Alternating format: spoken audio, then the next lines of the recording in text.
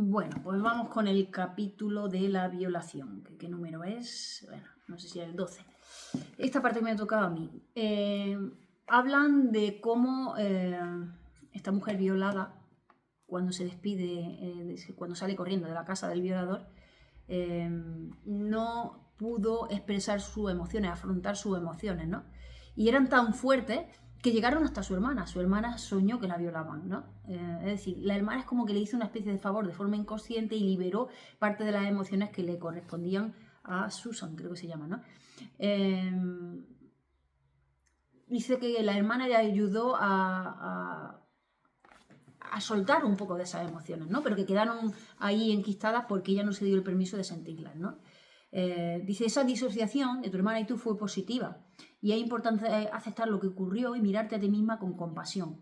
Pero en ese momento salió corriendo y no miró nada más, ¿no?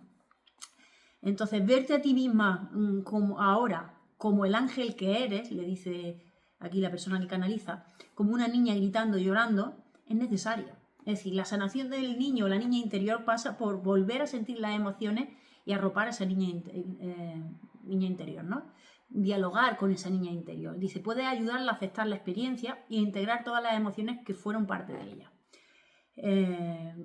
Resalta una y otra vez la importancia de la liberación emocional y dice que nos liberamos de las emociones cuando las expresamos y para expresarlas primero tenemos que sentirlas y para sanar es necesario sentir, cosa que normalmente el instinto nos dice lo contrario, ¿no? Si no lo siento quizás me duele menos y quizás algo como que se olvida y es justo lo contrario, ¿no? Le dice la canalizadora que ella tenía unos sentimientos muy ambivalentes hacia el violador. Dice, por tu parte humana estaba abrumada por la experiencia y tenía mucho miedo. Dice, pero había otra parte de ti que se sentía vinculada de algún modo a ese hombre. Y eso se remontaba a una vida pasada, una vida anterior, en la que se conocían, ¿no? Dice, tú eras la madre de ese hombre, lo separaron de ti a una edad temprana y él nunca te perdonó, ese niño nunca perdonó a la madre, ¿no?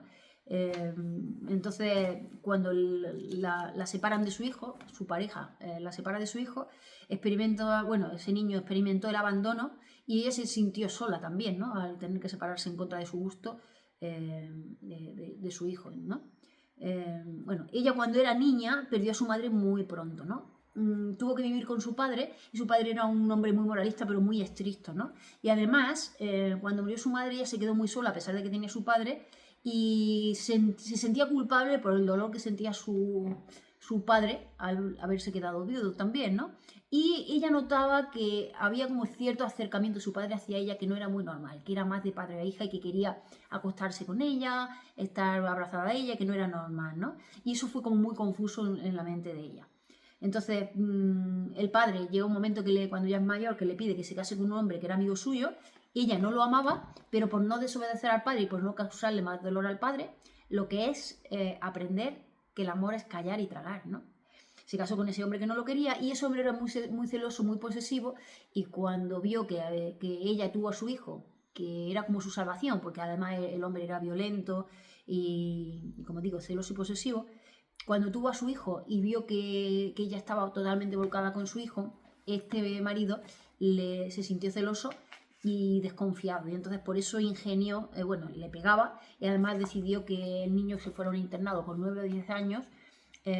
Y claro, el niño lo vivió como un abandono y una frustración, ¿no? De que su madre no lo defendiera y le hiciera la contra a su padre para abandonarlo de esa manera.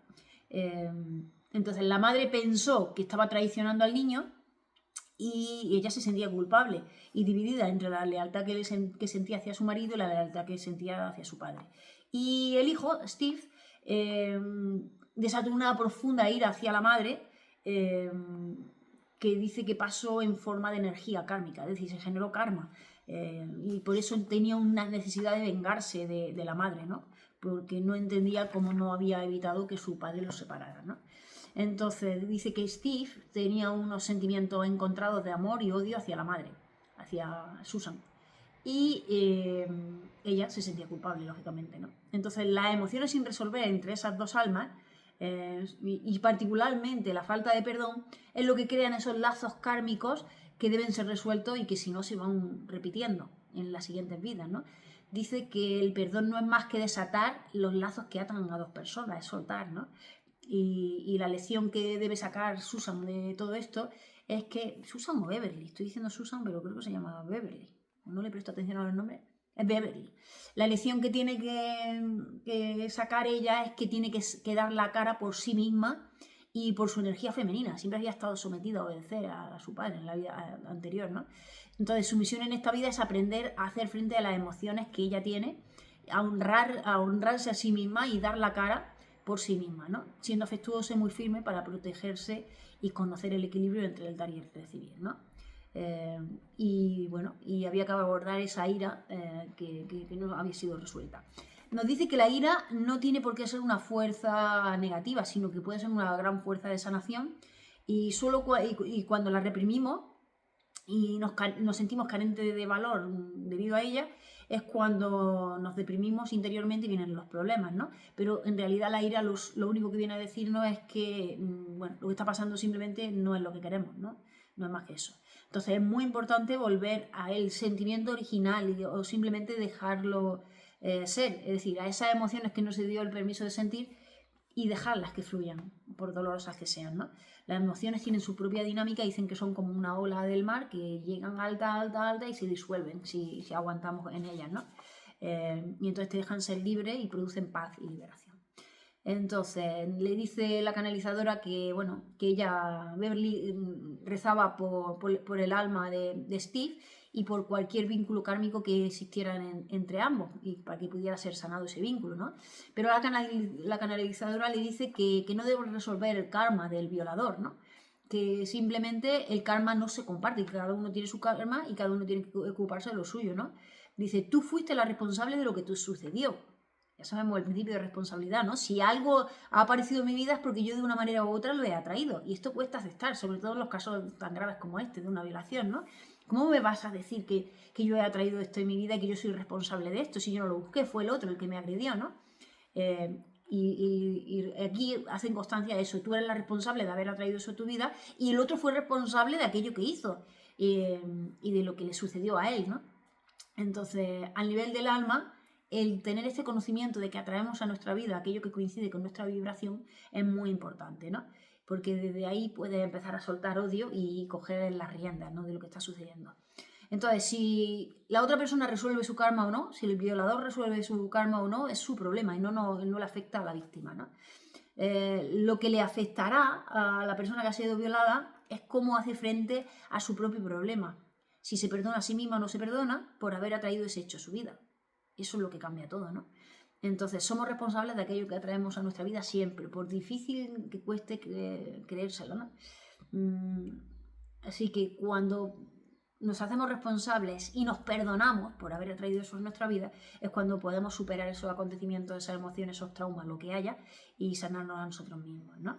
Lo único que necesitamos, dice aquí, es mirarnos con compasión y permitir que nuestras emociones se expresen libremente, plenamente, ¿no? La autoexpresión produce un equilibrio, dice, ¿no? Y al permitirte sentir las emociones reprimidas, le dices a tu niño interior, te quiero mucho. Accedo a que te expreses plenamente, ¿no? Y entonces es posible liberar el gozo de vivir, la creatividad, el amor y la inocencia del niño interior. Es posible revelar su naturaleza original si permites que las emociones negativas se expresen. Entre otras cosas porque no son emociones negativas, ¿no?